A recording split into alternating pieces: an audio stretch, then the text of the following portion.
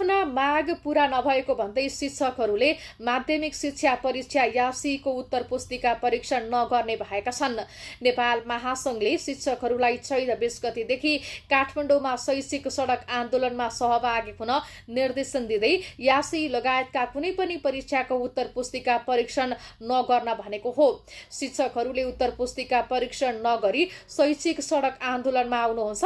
राज्यले माग पूरा नगरेकाले यो स्थिति आएको महासंघका अध्यक्ष लक्ष्मी किशोर सुवेदीले भन्नुभयो। चैतको 7 गते सुरु भएको यासी चैतको 19 गते सकिँदैछ। अध्यक्ष सुवेदीका अनुसार 4 लाख शिक्षक कर्मचारी छन्।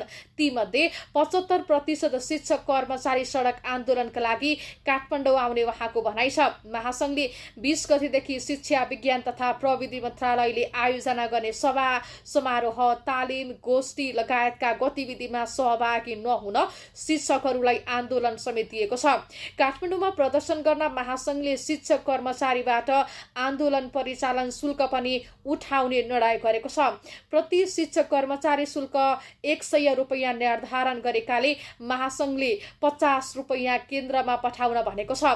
महासंघले 20 गतेदेखि हुने अनिश्चितकालीन आन्दोलन अन्तिम र निर्णायक हुने बताएको छ। शिक्षा ऐन जारी गर्न संसद र सरकारले काम गरेन, आन्दोलनबाट फैसला गर्छौं, सुवेदीले बताउनु भएको छ। दोस्रो चरणको आन्दोलन अन्तर्गत शिक्षा तथा मानव स्रोत विकास केन्द्रमा शिक्षकहरू रिले अनसनमा पनि बसिरहेका छन्। 15 जना शिक्षकको समूह रिले अनसनमा बसेको हो।